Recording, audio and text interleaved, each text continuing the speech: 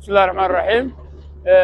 maanta bishii waa 17 waa maalintii 13aad ee maamulka Somaliland argagixisada ah ee shacabka magaalada Laascaanood xasuuqooda iyo duqeynta toos ugu wadaan. halkan waa xabaalihii hargeyga ee magaalada Laascaanood. halkan waxaad ku arkaysaan cagaftaas oo qodaysa xabaalo wadareedyadii dadka shuhadada Allah u naxariisto dhamaantood ay maanta soo xasuuqeen. waa intii maanta ay soo xasuuqeen bay qodaysaa oo diyaarinaysaa. ilaahay dhamaantood hogga ha u nuuriyo.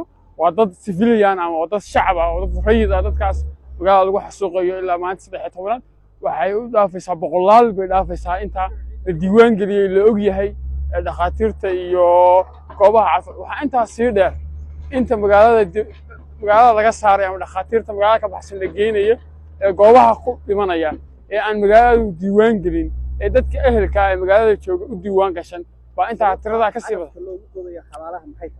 waxay tahay sababta cagafta lagu qodayo waxaa la awoodi kari waayay in qof lagu qoro maadaama dadka ay dhimanayso 8 10 12 30 40 maalmaha qaar ay dhimanayaan.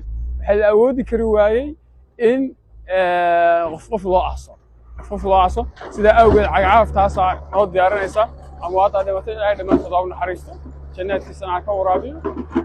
waa dad xaq darro loo laayay.